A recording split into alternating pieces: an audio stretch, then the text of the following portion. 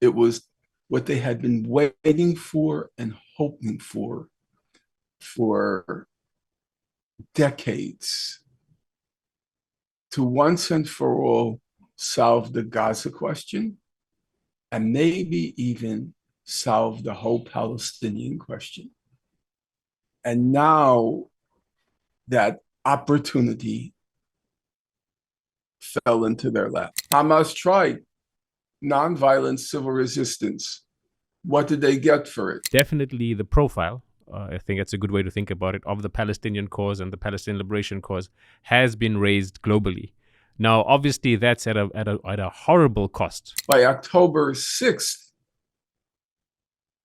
2023, Gaza had been forgotten. I don't believe they had thought through the consequences. In my opinion, it was an act of desperation.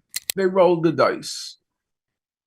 Was the result a disaster? Yes, I think that has to be acknowledged. Netanyahu is confident that he will, and this is what he cares about, and it's a deep-seated commitment by him. He will be known as the person who liberated the whole land of Israel. That people were exterminated, that people were expelled. Nobody's going to remember it. He is going to occupy, in his mind, the honored place of having liberated the whole of the land of Israel. It's been 2 years, almost to the day, when October the 7th happened. I think few of us then could have imagined exactly what has unfolded in Gaza and the impact that it's had. The first question I want to start with, and it's probably a question which you are reluctant to answer because it has various moral sort of complications, but the question is going to be, do you think Hamas regrets doing the attack that they did on October 7th 2 years ago? That's a tough question, frankly. First of all, I can't read the minds of Hamas, and most of their leadership has been assassinated. So it's not going to be possible to hear uh, their opinions after 2 years. I think, in my view, one should have no illusions about what happened on October 7th. I don't believe they had a grand strategy. I don't believe they had thought through the consequences. In my opinion, it was an act of desperation. They had reached a point where all of their available options um, had been exploited, and they reached a dead end. If you look at the real history as against the fictitious or fabricated history of Gaza, Hamas tried diplomacy. There was a period around 2009 when Hamas was clearly interested in some sort of, to use the fancy Latin term, a modus vivendi, meaning a way of coexisting with Israel. So there were discussions about accepting the international consensus for resolving the problem, namely the two-state settlement. There was discussion about a long-term ceasefire, a hudna, as it's called, and all of those attempts to reach some sort of modus vivendi with Israel proved a dead end because Israel was not interested in a negotiated settlement. It wanted an abject surrender. They tried international law. Now, people might greet those words with skepticism or dismiss them, but that's the factual record. The factual record shows that after each of Israel's killing sprees in Gaza, what it calls its operations, or sometimes it calls its mowings of the lawn, after each of those high-tech killing sprees, there were various commissions of inquiry dispatched to Gaza, And there were also the human rights organizations like Amnesty International and Human Rights Watch, which went to investigate what happened during these high-tech killing sprees. Now, it's important to keep in mind neither the Commission of Inquiry or the various human rights organizations were at all sympathetic to Hamas. Hamas was an Islamic organization which alienated it from the liberal human rights organizations like Amnesty and Human Rights Watch. And the Commission of Inquiries were formally objective, but in fact, in my opinion, and it's not just an opinion, I've written to the point of tedium on the subject, they were always hostile to Hamas. I mention all this because whereas Israel refused to cooperate with any of the UN commissions of inquiry, and whereas Israel refused to cooperate with any of the major human rights organizations, Hamas did. It knew it wasn't going to get a fair shake from these organizations or commissions. It knew it wouldn't get a fair shake, but it still cooperated. You're old enough to remember it cooperated with the Goldstone report. Now, Richard Goldstone, this is after Operation Cast Lead in 2008-9. Richard Goldstone was not just Jewish, he was an avowed Zionist by his own description, self-description. So you can imagine Hamas was not expecting a fair shake from Richard Goldstone. That was the UN Human Rights Council Commission after Operation Cast Lead. They still cooperate. They still cooperate in the hope that even if they didn't get a fair shake, at least they would get or extract some justice. They got nothing.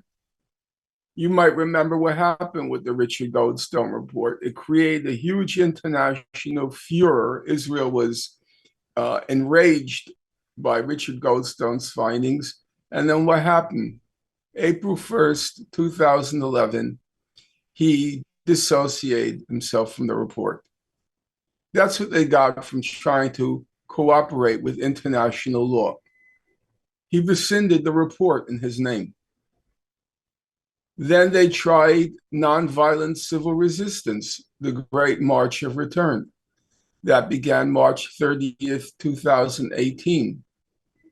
They tried. Everybody said, where is the Palestinian Gandhi? Where is the Palestinian Gandhi? Well, in fact, there have been many Palestinian Gandhis, but we'll leave that aside.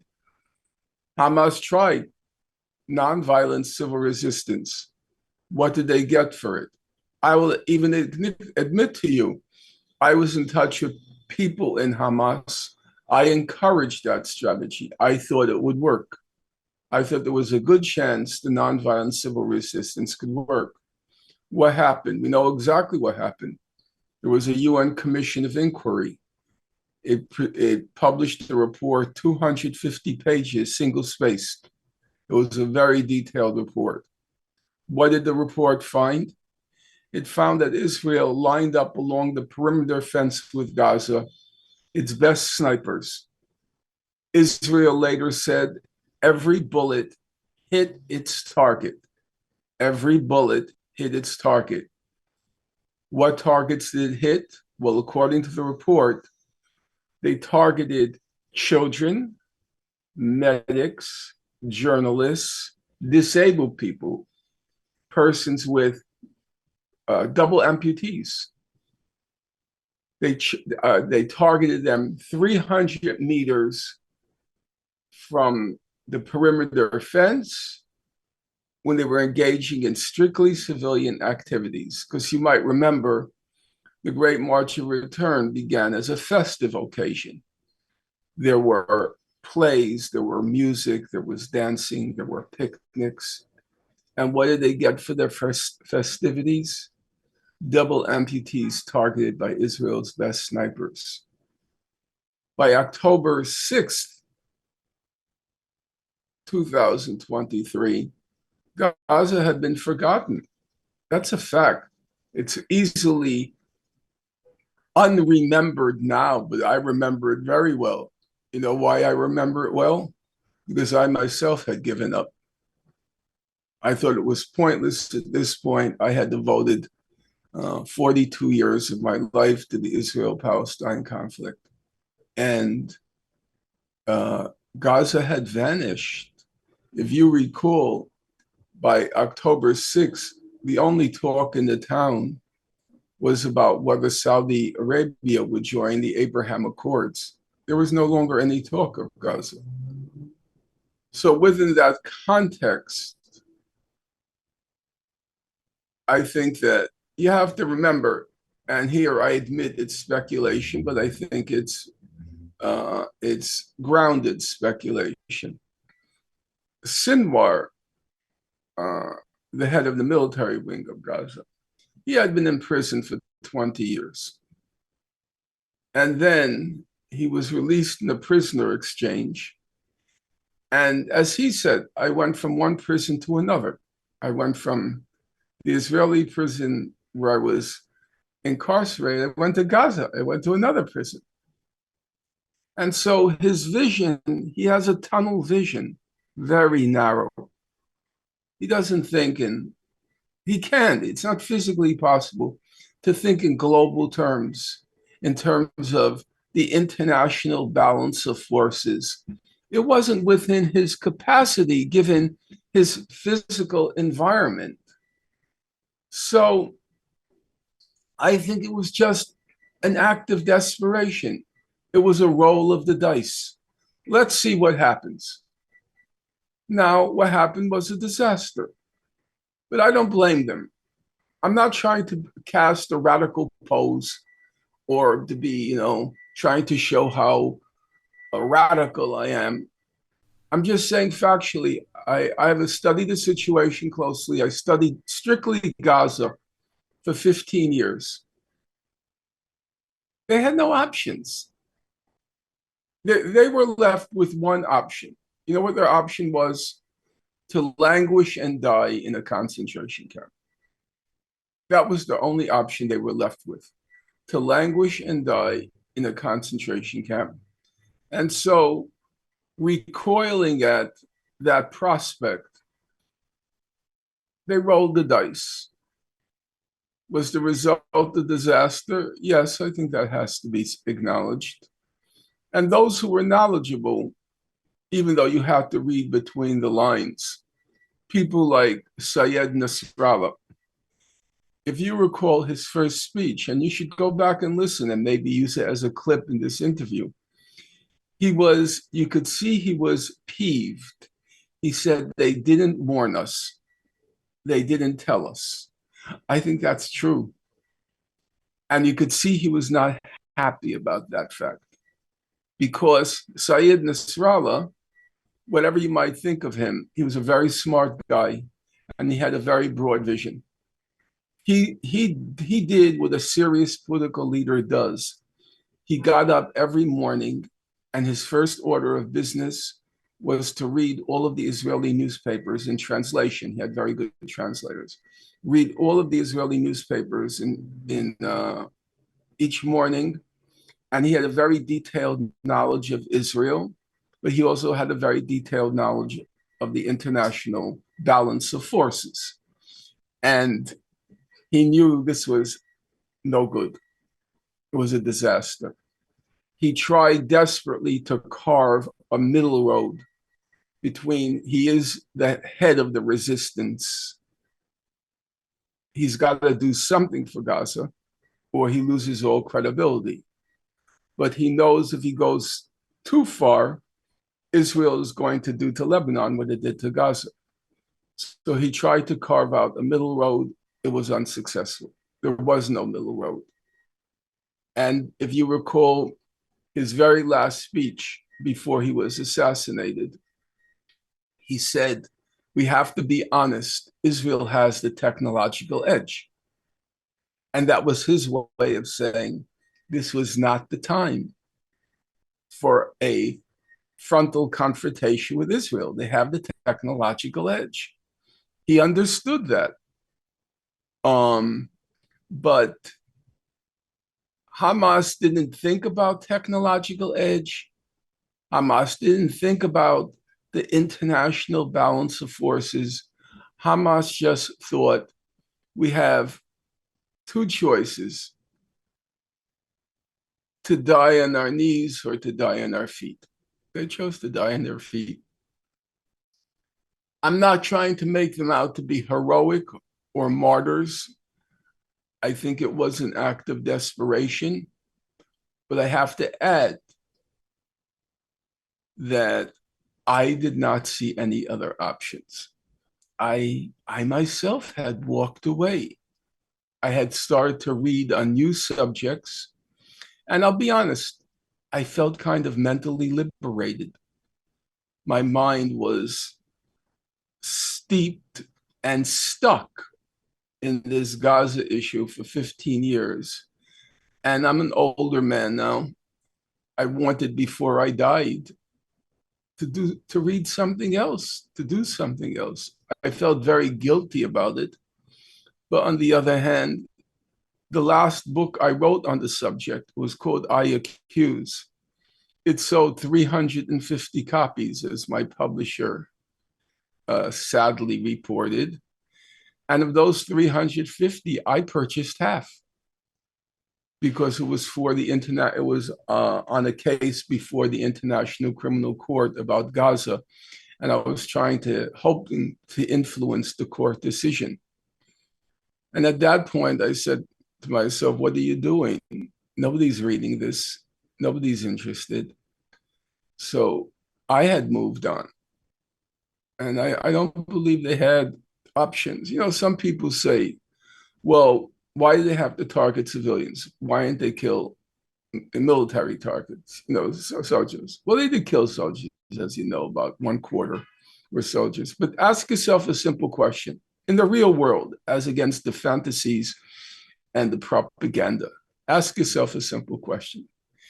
If Hamas had killed not 800 civilians and 400 soldiers, but let's say they killed 1,200 soldiers, okay? Technically legitimate military target. Would that have won them any sympathy? Can you imagine? Israel is a Sparta-like society. What distinguishes a Sparta-like society? The bottom line is they attach more value to a military life than a civilian life. If they had killed 1,200 soldiers, combatants, I think the reaction would have been worse. Do you really believe the international community would have said, well, Hamas targeted soldiers, so it was okay? Can anyone possibly believe that? So there weren't options. There weren't options. You can, in my opinion, you can do two things at the same time. You can acknowledge atrocities of a high magnitude were committed on October 7th, and you can simultaneously refuse to condemn the perpetrators of those atrocities. And that's my position. My position, go ahead. Yeah, go for it. My position is exactly the same as during the slave revolts in the 19th century. You can say what they did, and in the largest slave revolt in our country's history, the Nat Turner Rebellion, the order given by Nat Turner was, quote, kill all white people. And that's what they proceeded to do. Every white person in their path, man, woman, child, baby, they killed them all in brutal ways. You could say Nat Turner and his Confederates, they committed atrocities. And you can also say, well, you know what? The Nat Turner Rebellion occurs in 1831. There was no possibility of them being freed in their lifetime. The Civil War doesn't come for 30 years later. The Civil War comes in 1860, 61. There was no possibility. And then you ask yourself a question. Is it right that they should have to accept being born into live and die a slave, because that's what you're saying.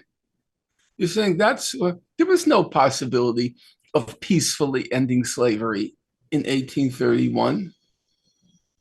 Now, you have only one life to live, one earthly existence.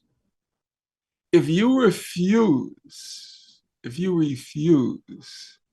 to forfeit your life to being a slave, if you refuse to forfeit your life to being a slave, do I have the right to condemn you? No. No, no, 1,000 times no.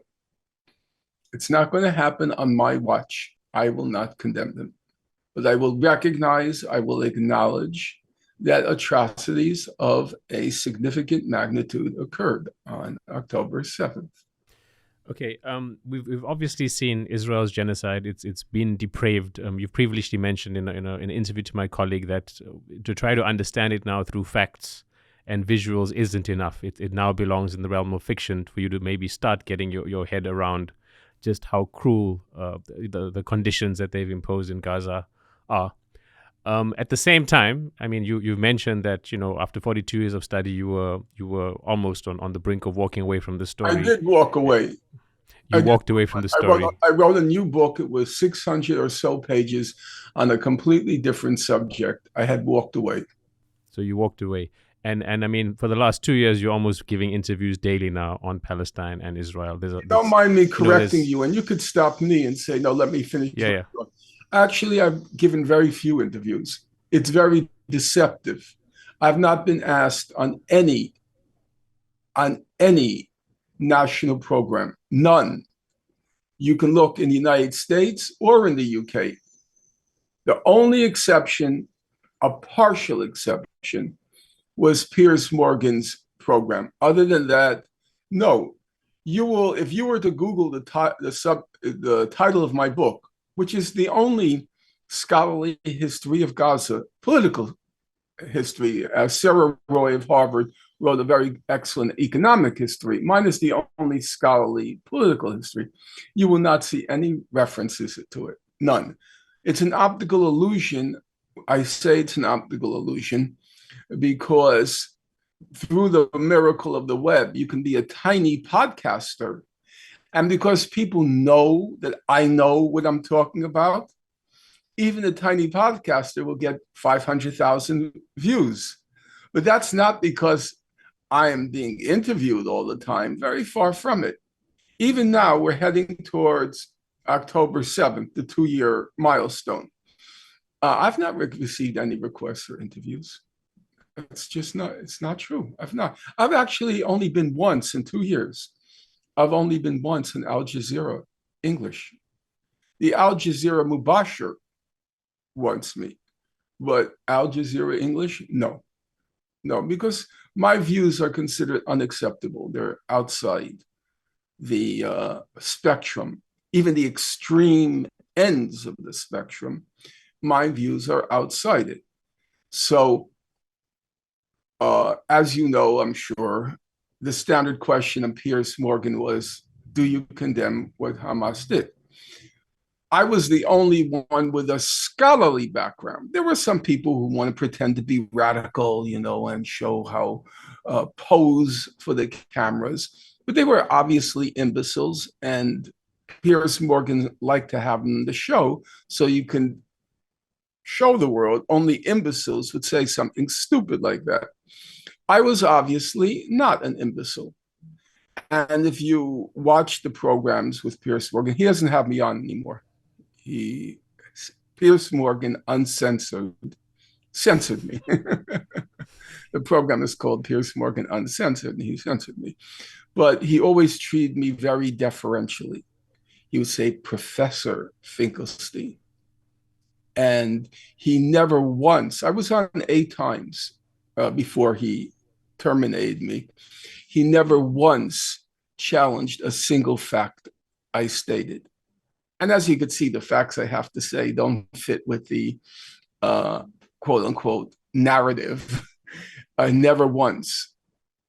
So there was no question I was knowledgeable. for God's sake, if I wasn't knowledgeable, I truly wasted my whole life because that's all I studied. I'm not proud of that. You know, when you have regrets when you come to the end of your life, and one of my regrets is my range was so narrow. I was like Sinwar.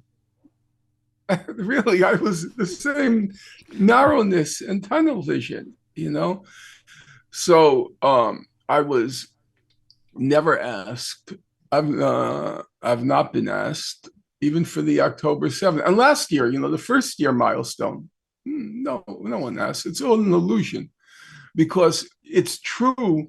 My profile now is high. If I walk out in the street within 5 miles, there will be at least 5 people who stop me and ask for a selfie with me. So I'm known, but that's only because of the, as of now, the freedom of the web, that you can be a podcast that normally has 11 views, and then they hear Finkelstein is on, and because you can get the I don't know anything about the web, but you can get a signal that this is a Finkelstein program, so people can go.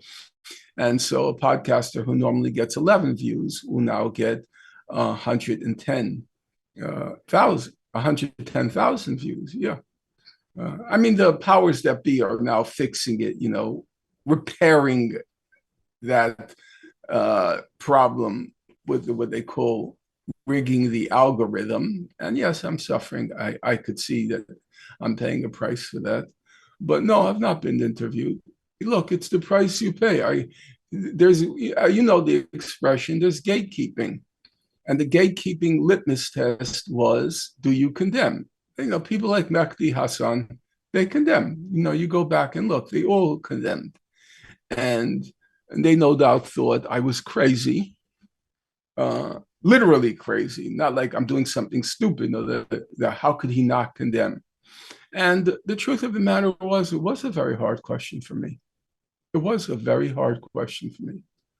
Once it became clear the extent of what happened on October 7th, I really sweated, in the literal sense. I sweated trying to figure out, how do you morally navigate this question? Under normal circumstances, I'm not proud to say it, look, I'm over 70, but I would have picked up my phone and asked Professor Chomsky, where does he stand? Because Noam Chomsky was my mentor for 40 years. He had very refined moral judgment, political judgment and moral judgment, and they're different. He had very refined political and moral judgment, and I would have solicited his opinion, and almost certainly I would have agreed, but he wasn't available, and I had to think it through on my own. And for about a week, I knew people were curious where I stood, because I was the only one who had written on Gaza. So people would want to know where I stood, and they respected me, to the extent that I was a known quantity. People respected my opinion because they knew you can say anything you want about me, and there'll probably be some truth to it. But there's one thing that you can't say about me. You can't say I can be bought. There is no possibility.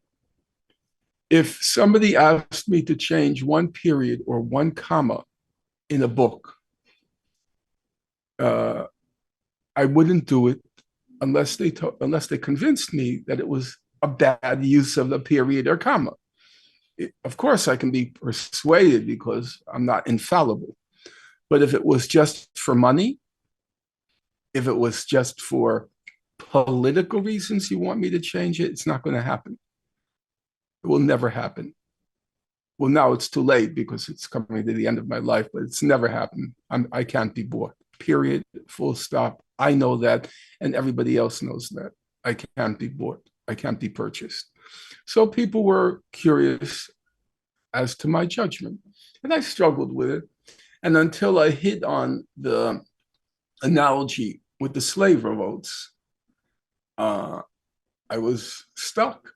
And then when I started to read about the slave revolts, then I felt I was on firm ground. Okay, thanks for the segue. I think it's been a good reflection in terms of capturing what we want to actually talk about later in the interview as well, which is media complicity, and I mean to a larger extent complicity by Western powers, by many powers in the region, etc. But just coming back to what we were speaking about, was we've seen this crazy, cruel depravity of Israel, and definitely the profile. I think that's a good way to think about it, of the Palestinian cause and the Palestinian liberation cause has been raised globally. Now, obviously, that's at a horrible cost to what's happened in Gaza. Again, very difficult question because we can't weigh these things. But how do you sort of counterbalance? Where does that leave you in terms of what you think? I mean, you said you walked away from the cause. Do you think the Palestinian cause now is healthier or not? No. Look, I don't want to throw cold water. And we have to recognize at a terrible cost, at a frightening cost, at a ghastly cost, yes, some things changed. If you take my own city of New York, okay, there is no possibility whatsoever that Zoran Mamdani could have won the Democratic Party primary and is now presumably, we don't know yet, but will be the mayor of New York, with his political opinions, were it not for what happened on October 7th and thereafter. There's no possibility. Public opinion changed so radically.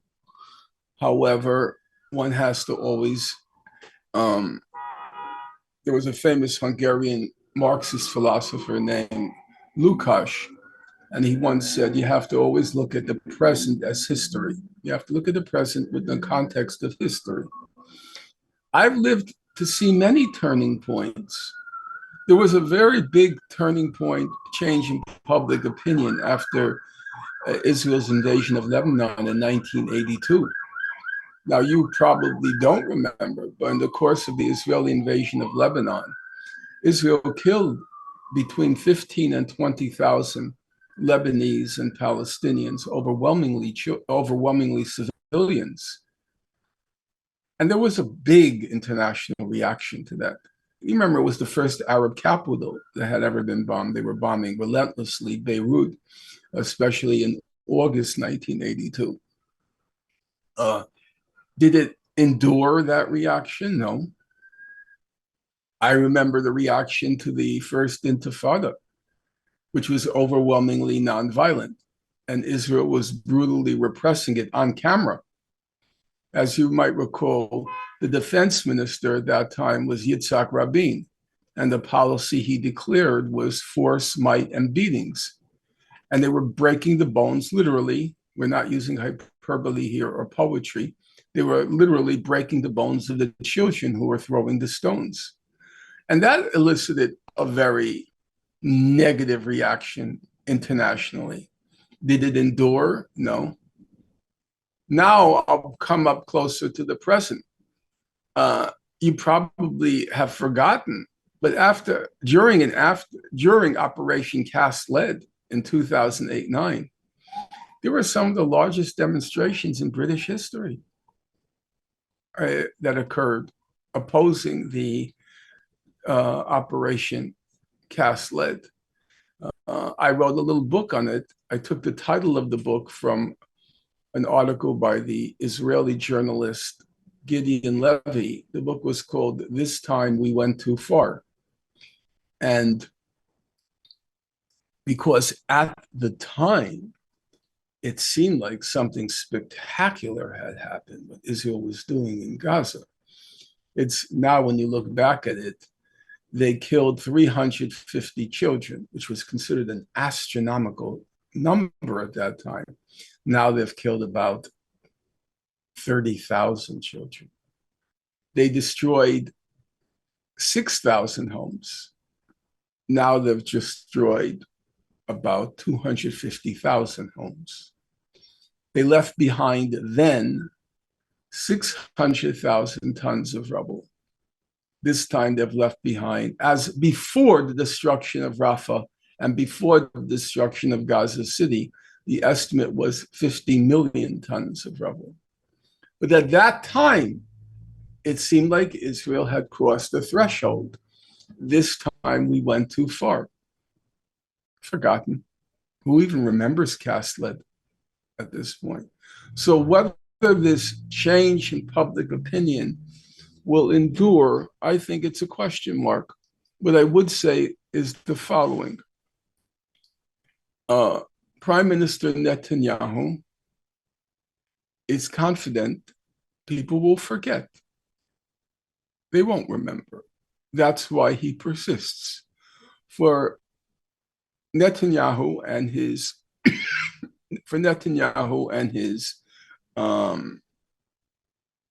cohorts, this is October 7th was a godsend. It was what they had been waiting for and hoping for decades, to once and for all solve the Gaza question and maybe even solve the whole Palestinian question. And now that opportunity fell into their lap.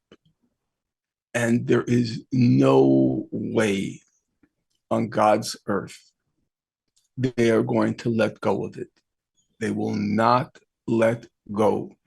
They understand this opportunity will not come again, certainly not in not just this lifetime, but several more lifetimes. It won't come. And they want to solve the Gaza question, but also solve the Palestinian question in general, which means cleansing the West Bank, ethnically cleansing the West Bank. And you might ask, but what about the bad PR? What about the international condemnation? First of all, they're not going to let that stop them. This is that opportunity. But secondly, they're probably right. People will forget. You know, you take the American presidents. I'm speaking now of my own country. Every American president, up till and include, no, actually beyond Lincoln, every American president was involved, was implicated in the extermination of the Native American population. Everyone, because it was a protracted process. The US began on the East Coast and slowly moved west until finally California. So every American president, because it occurred over, it begins in the 17th century and it doesn't end till the 20th century. It doesn't end until the 20th century. So it's a very incremental process. And every American president was involved in the extermination and ethnic cleansing of the native population. Has it dented any of their reputations? Does anybody say, well, George Washington, he did X, Y, and Z, which is good. He did good things, but he was known, which he was known by the Iroquois Indians. He was known as, quote, the town destroyer. That was the nickname they gave him, town destroyer. Does anybody mention that? Does it taint his reputation? And in the same way, Netanyahu is confident that he will, and this is what he cares about, and it's a deep-seated commitment by him. He will be known as the person who liberated the whole land of Israel. That people were exterminated, that people were expelled. Nobody's going to remember it. He is going to occupy, in his mind, the honored place of having liberated the whole of the land of Israel. And I think there's a good chance, in my opinion, there's a good chance he will succeed. Remember, just a few years ago, MBS in Saudi, somebody walks into his embassy to get some sort of certification for a marriage, and his bones are ground to dust. His bones are ground to dust. Not a very nice wedding present. And you might remember people like Joe Biden said, I will not have anything to do with that man, and so on and so forth. How long did that last? Who remembers? You know, people remember the victories, not the defeats, not the underside. So I think his calculation is correct. 2 or 3 years from now, it'll all be forgotten, and all of what they call Eretz Israel will have been liberated from the the, the non-Jews. Now, given obviously the history of the conflict since 1948, the ethnic cleansing, and given the hindsight of what we can see now for the last 2 years, I think it's very clear that we know that this preparation will not stop. It's probably been clear for the last year that this wouldn't have stopped in the year that has preceded. Well, I don't think that's actually true, because everybody seemed to believe in these ceasefires. No, but it was perfectly obvious. Do you remember there was that 3-step ceasefire? I do. This goes back to like March 2024. Yes. There was the talk about the reconstruction that was supposed to be the third stage. You remember the reconstruction? And I'm saying, what are you people talking about? Israel just devoted a whole year to turning Gaza into rubble. And you think after devoting a whole year to turning Gaza into rubble, they're going to now sit down and say, Kumbaya, give peace a chance, and let's rebuild Gaza? It was so crazy what people were saying. There was no possibility of that. They will not relent until Gaza is Arab Rhine. You know, there was the Nazis, the clean of Jews, Judenrein. And this is Arab Rhine. They will not relent until Gaza's Arab Rhine. When did that become clear to you? Like, so for example, I think your first appearance on the Piers Morgan show was probably a month post October 7th, right? So at which point, I mean, to me, it became clear probably around about April or March 2024. To some people, it's still not clear, and I think we get various people who are in denialism about it, perhaps even today. But when did it become clear to you that Israel has, I mean, they were always going to take advantage of this opportunity and create massive destruction, but that they were literally gonna create as much rubble as they can, not care about human life, only to the extent that their propaganda can still win. They care about it only to that point. When did that become crystal clear to you when you were viewing this conflict? I can't pinpoint the date, but what I can tell you is the following. I just read the UN Commission of Inquiry report on whether Israel is committing genocide. The one that was put out about 2 weeks ago by Navi Pillay. And you know what was the most striking thing about it? One of the most striking things about it was, if you look at the statements made on the first 2 or 3 days by the Israeli government, the statements by the Israeli government, they did exactly what they said they were going to do. Go look at the statements. It's worth it, you know, for your listeners to look at the statements. They said they were going to reduce Gaza to rubble. That's what they said. We're going to reduce Gaza to rubble. They said that there are no civilians in Gaza. They're all Hamas. Everything they said, you know, if you remember, I was saying from day one it was a genocide. I said, how could it not be a genocide? If you give an order, no food, fuel, water, or electricity can be admitted to an area which is hermetically sealed. Well, what's going to be the result? That was pretty straightforward. So but then the argument was, well, they just said it in the heat of the moment. They were so traumatized, so shocked, so outraged that they started to make statements which they really didn't believe, and then they moderated. Well, now you look back and you see, actually, those statements were perfectly, indeed, they were eerily accurate. of exactly what Israel proceeded to do the next 2 years. That wasn't the heat of the moment. That was a very calm, sober reflection.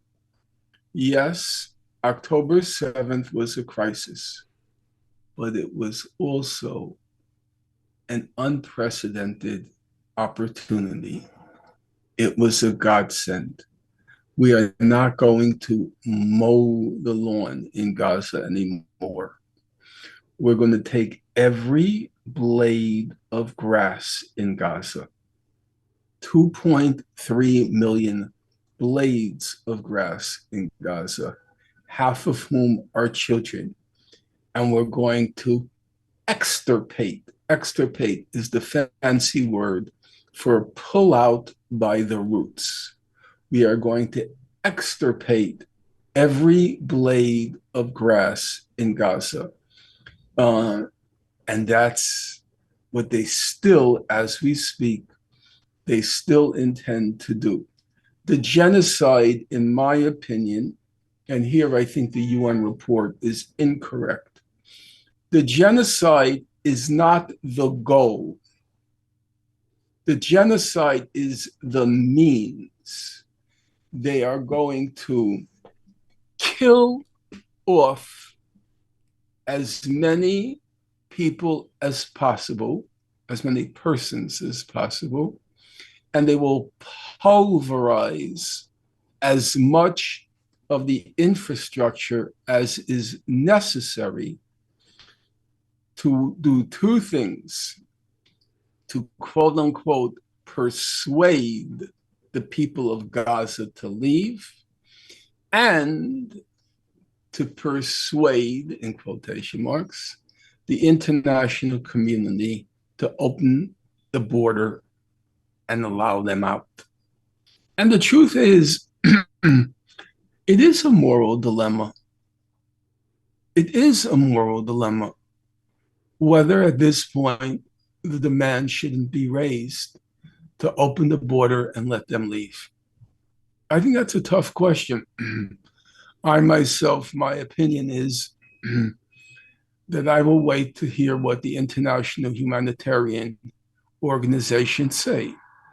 If Philippe Lazzarini, the head of UNRWA, if United Nations Relief and Works Agency, if Philippe Lazzarini, if the head of the Israel's, excuse me, if the UN's chief, human rights chief, if the World Food Program, if Doctors Without Borders, if the various humanitarian organizations, if they reach the conclusion, all right, let them go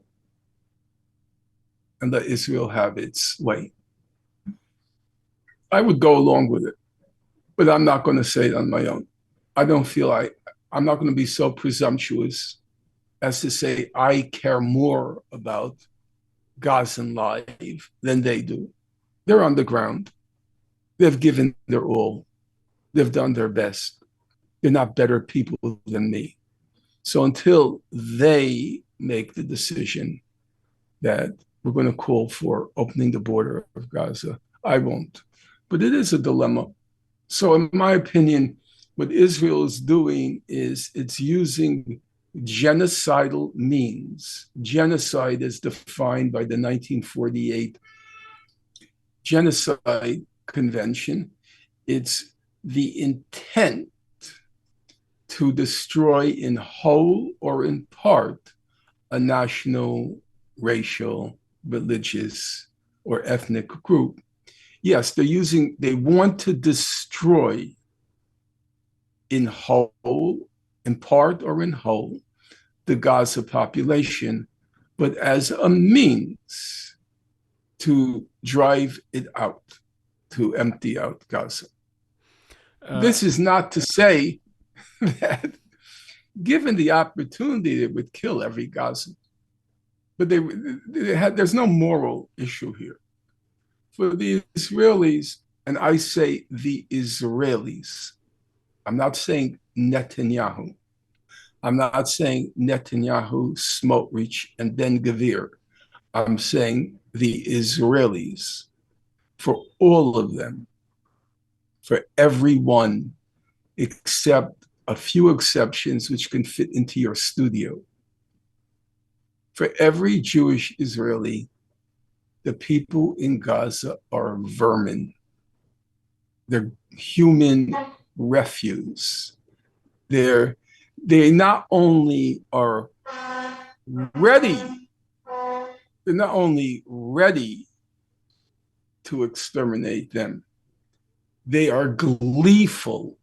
That's a fact. They're gleeful at the prospect of exterminating them. That's a hard thing to digest. It's a very hard thing to digest. I read the human rights reports. Go read the new one from the UN Commission of Inquiry, which is pretty skimpy. It's 72 pages. Others have been the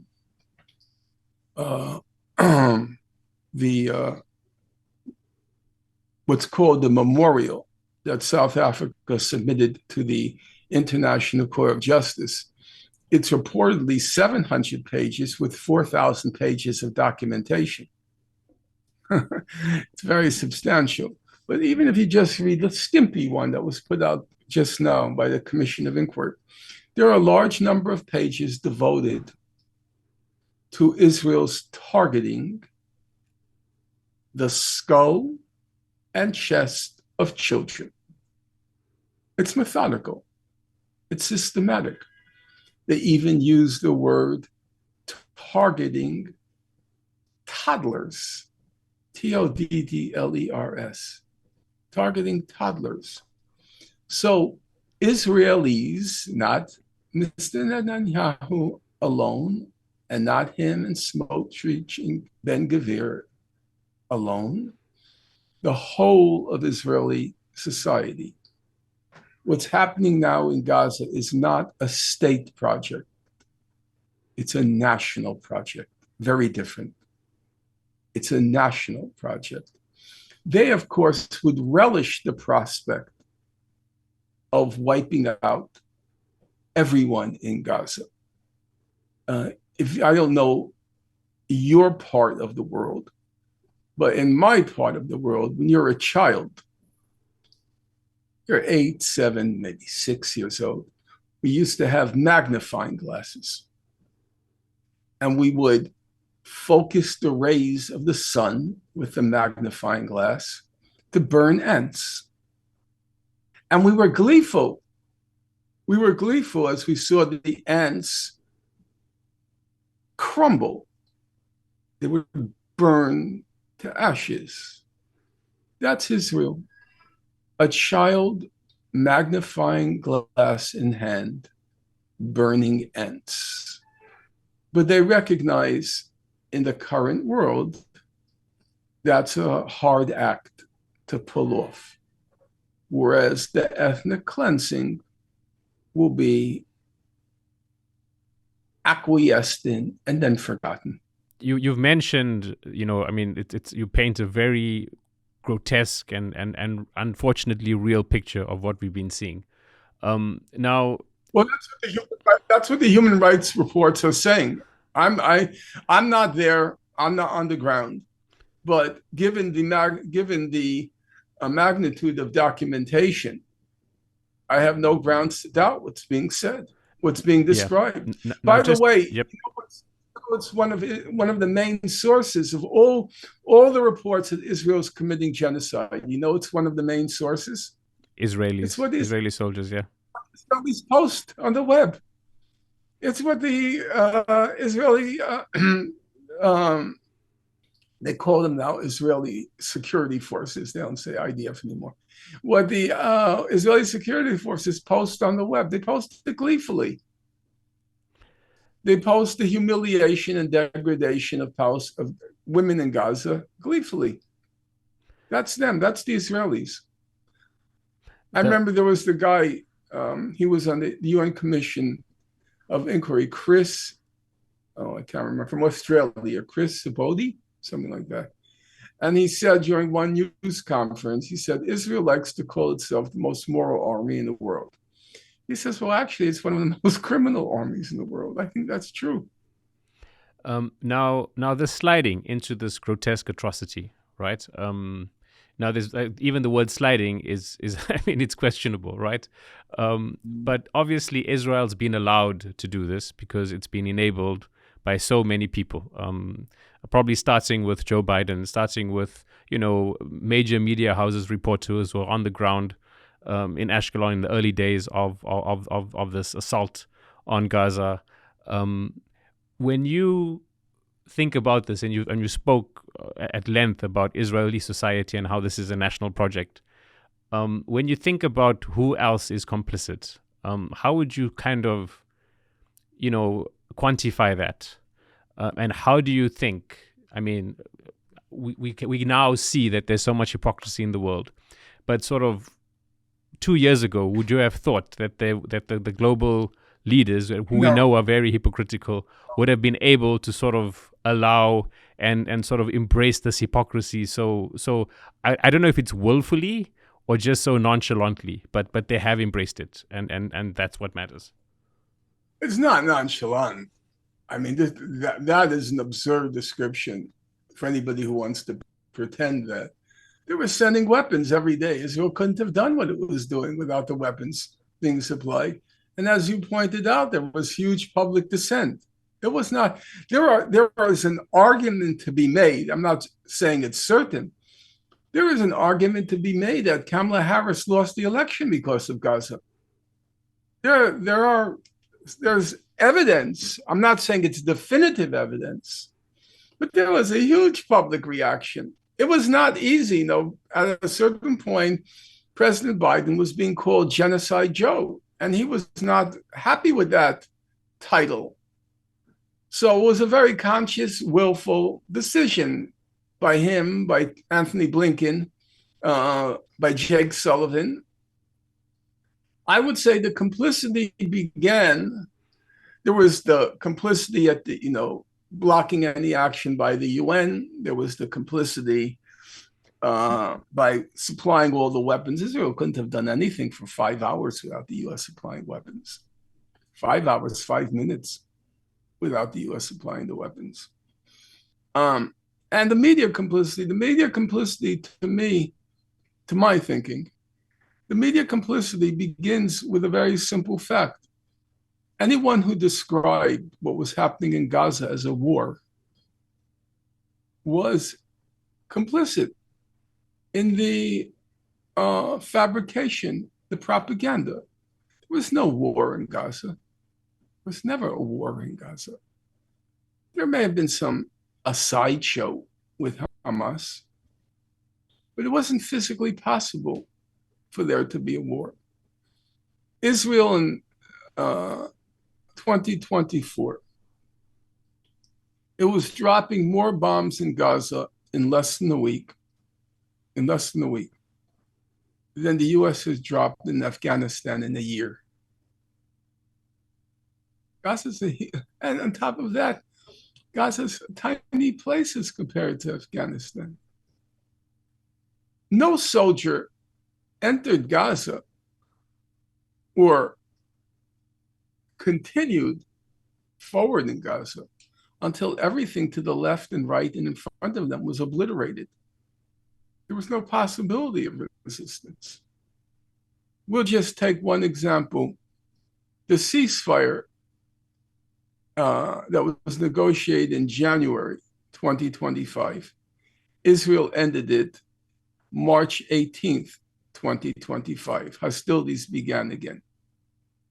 Between March 18th, 2025 and the end of August 2025, you know how many people in Gaza were killed? 12,000. That's the conservative estimate, 12,000. You know how many Israeli soldiers were killed? 50. That's a ratio of 1 to 240.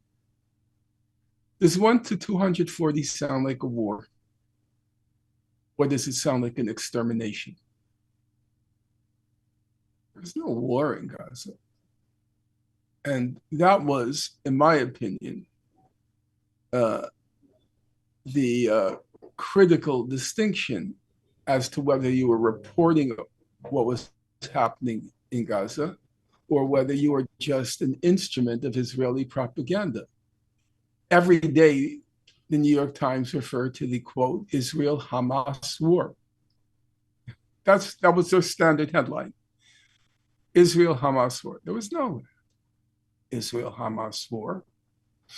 If you look at Piers Morgan, the first year, all he talked about, I believe Israel had a right to self-defense.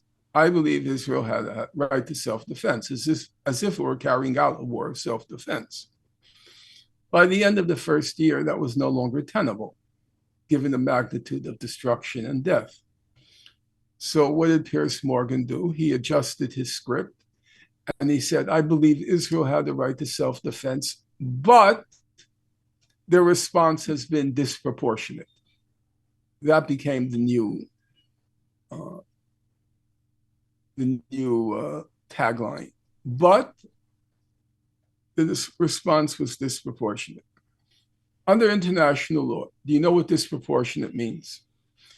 It means you're targeting a legitimate military site, let's say combatants in conflict or a munitions dump. You're attacking a legitimate military target, but you killed too many civilians. The target was legitimate, but the number of civilians you killed in the course of targeting a legitimate site, the number of civilians you killed was excessive, disproportionate. That's what the principle of disproportionality means. It means that the number of civilians you kill has to be proportionate to the value of the military site, SITE, the value of the military site. So let's say if you kill an ordinary soldier, then you're only allowed to kill one civilian in order to kill the soldier. That's proportionate. But if it's, say, a senior combatant, a captain, a lieutenant, then you're allowed to kill 5 civilians because the value of the military site was more. That's proportionate. But if you kill 10 civilians to quote unquote take out the military commander, that's disproportionate. Why do I go through this disquisition, this little exercise in the laws of war, as it's called, international humanitarian law? Because the principle of proportionality or disproportionality, it presumes you're targeting a military site. That the point of departure is you're targeting a military site, but the number of civilians you killed was excessive or disproportionate to the military site. Israel wasn't targeting military sites. It was targeting the civilian population. It's something totally different. It's not a war. It's a genocide. And a war and a genocide are two altogether different things. In a war, what's your goal? Your goal is to inflict a defeat on your enemy's military. That's the aim of a war. You want to inflict a military defeat. You may kill civilians in the process, and you may even intentionally kill civilians in the process. It's called terror bombing.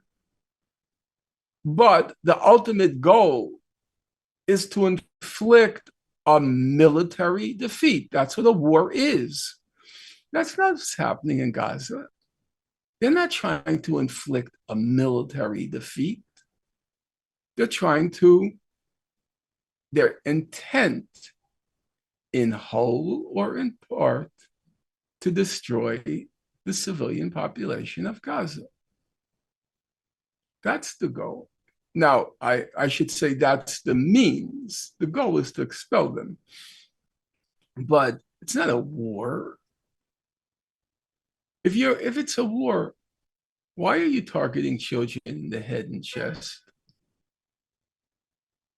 If it's a war, why are you targeting medics? Why are you targeting hospitals? Why are you targeting journalists? Why are you targeting aid workers? Does that sound like a war?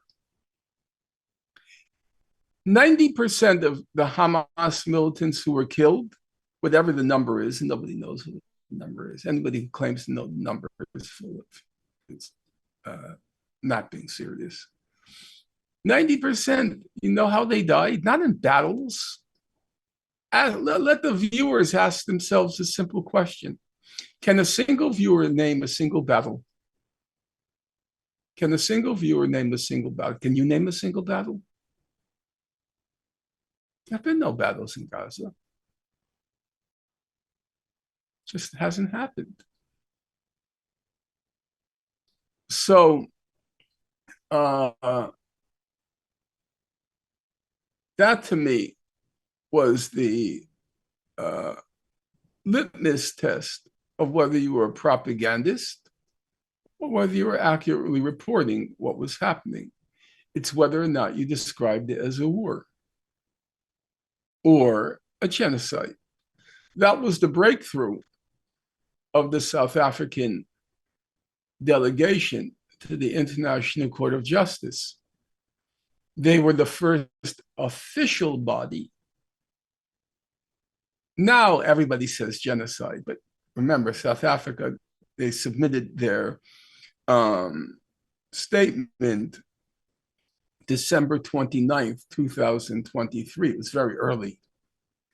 And they were the first ones to try to break the mold of Israel-Hamas war.